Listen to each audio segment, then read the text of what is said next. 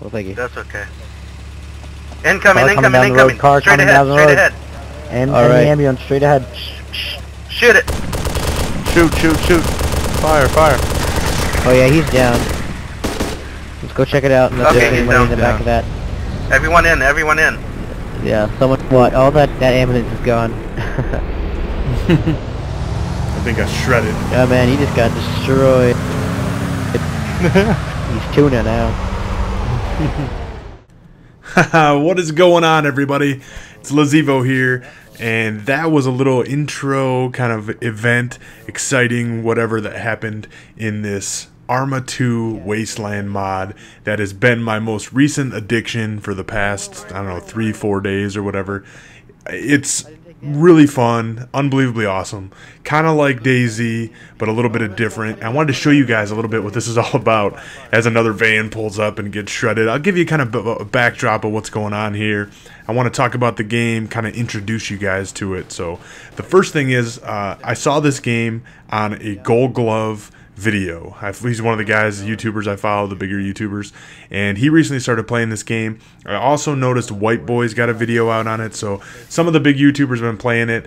I haven't touched Arma 2, DayZ, or anything in a while, and I watched Gold Glove's video and I was like, man, that looks kind of interesting. So it basically runs on the Arma 2 engine, the same map as DayZ, the Chernarus map.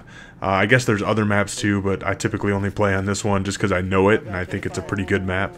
But the difference being, as you can see, we started getting sniped by this Jeep up here. So you see me just working this mounted MG on the back of this Hummer here. But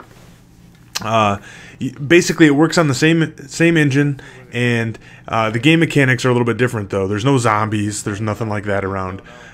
Instead it's faction based gameplay. So when you first start, you can choose what faction you want to be on, and there's Blue 4, which is the blue team, there's Op 4, which is the red team, and then there's Independent, which is the green team.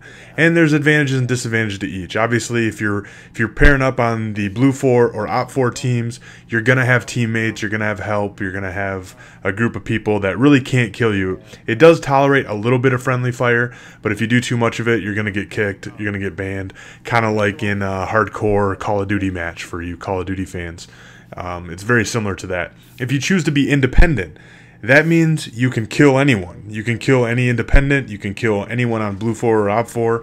The only thing is everybody in the map can kill you too. So you kind of got to choose your, pick your poison or whatever.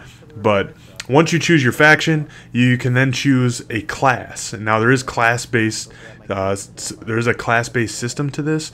I don't know exactly how it works. It's a little bit like Battlefield. You can choose to be a sniper. You can choose to be like an engineer. And they have different abilities. Obviously, the sniper, which is what I've typically picked, starts with the ghillie suit, which I kind of feel from my DayZ days is really invaluable if you're trying to stay hidden. Staying in cover when you're up on a hill somewhere, you can kind of look like a bush.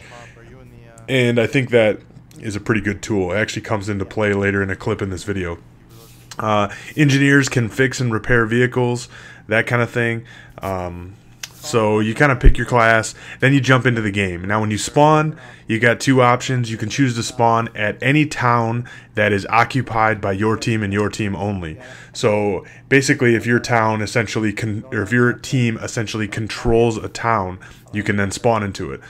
Or you can choose to randomly spawn, which is a crapshoot. You could be anywhere on the map, and the map's huge. It's the DayZ map. Like, if you get in a car and drive from one end to the other, it's going to take you a half hour, that kind of thing. 45 minutes. I don't know. It's a long ways. So you never know where you're going to end up spawning.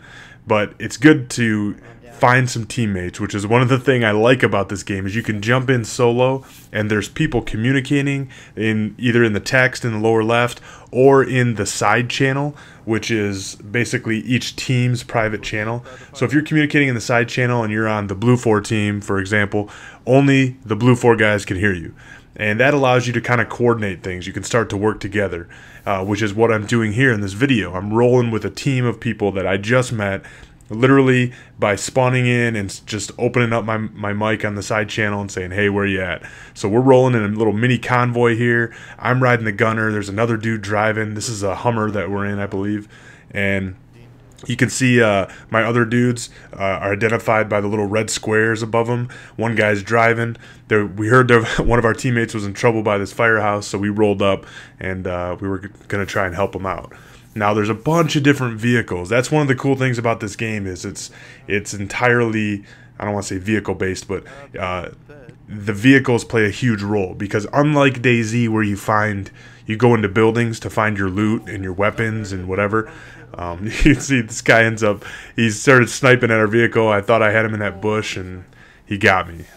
Picked me off. That's one thing about running that gun on the back of that Hummer is you're entirely too exposed, but it does do damage. It blows up cars. You saw that in the beginning. But anyway, so you can see I'm back, and now I'm driving.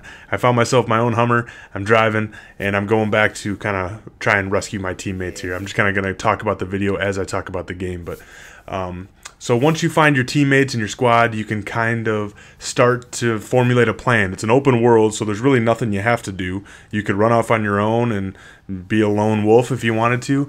But the funnest thing about this game in particular is, like I mentioned, the first thing you want to do is go for loot. And so you're going to do that by going and finding a vehicle. All the loot is located like in the trunks of the vehicles, essentially. You walk up to a vehicle, you search the gear, you'll find all kinds of weapons, binoculars, whatever. Or you can kill people and take their weapons just like DayZ.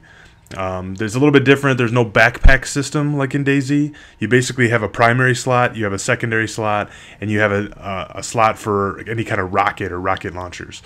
Now you can see as I'm rolling up to help my teammates, this little armored vehicle pulls up. I have no gunner with me, but that's okay because I can switch to it and blast this guy right through the window. Pow, pow, pow, pow. That was awesome. That was a little MacGyver move I had to pull there to take that guy out, but thought that was a cool clip. So anyway, once you find guns, and there's tons of different weapons. There's light machine guns, there's assault rifles, there's submachine guns. They all have their uses, but typically the light machine guns and the sniper rifles are going to be the most useful tool. If you have a sniper rifle, you can really do some damage because I see the enemy team on my map, or I see my friendly team on my map, but I don't see enemies. There's no kill cams, and so if you're a sniper in the hills and you're a good shot, it's really tough for people to locate you and find you. And even after, if I've seen snipers pick off 10, 12 guys in a row, and then type in the global chat, hey, thanks for the kills, and then they just take off. Like, if you're a good sniper, you can definitely do some damage. So there's my red guy I was trying to save, and we kind of blew up that little sedan that drove by us, and that gave me time to kind of check out this loot. But what I don't notice here is there's another sniper up in the little town on my right there in the top right corner, and he's going to start firing pot shots at me. I can hear him tinking.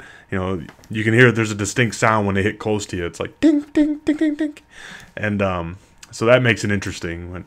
But so after you find your weapons and you get in the vehicle, usually, like I said, you want to coordinate with your teammates and try to find something to do. Usually they'll know where the enemies are, where the action's happening, and you kind of go there. Now the cool thing about this game is you can also build a base. There's a bunch of different items around the map, like tents and big sandbags and walls, and you're allowed to like take those, move them, and place them on the map in different locations. You can actually pack them up into a truck if you wanted to move that and set up a base somewhere in the mountains. You can do that, and once you have a base, you can start to store vehicles. You can collect ammo crates, put those in there, weapons for your team. You can see I kind of rolled up on 2 vehicles there. One of those was some kind of LAV, light armored vehicle, and I was just booking it because I'm by myself. I knew I was in trouble. They're actually firing shots at me at this point, and I'm like, I just got to get the hell out of here. And while I was doing that, I kind of had a bright idea that I wanted to circle back, and I didn't forget about that sniper that was firing those pot shots at me, so you'll see what I do here. But anyway, so you'll want to like find teammates and find an objective, find some action, and formulate a plan. And I've been rolling as deep as 20 people in a group. You get vehicles, whatever. You can find, you'll see me in this video rolling in Humvees. There's light armored vehicles. There's tanks. There's all kinds of different things that you can be in. And obviously the tanks are harder to come by. One of the cool things about this game is doesn't have to be just open world. There's actually side missions that will pop up occasionally up in the right hand screen, and you can like the side mission might be there's a disabled tank at this location, and it puts like a red cross on the map of where that objective is. Both teams can see it. And basically what that does is it starts drawing people to it. Both sides, all the factions will be trying to go because a tank is so valuable. And so it kind of creates something, you know, if you want to do the side objectives, you can do that. Or you can try to build a base and fortify yourself or whatever. So you'll see me, I finally snuck up around this guy. I doubled back all the way around that mountain. I got my sniper suit. I think I got this L86 or something, and it had a scope on it, and I finally see him that right there. They had like a little truck. I'm like, oh, I got him. And I was waiting for him to stop moving, so I didn't want to give away my position. And you'll see, man, I think I take him out in the first couple shots here. Boom, dropped him. Finally, you know, payback.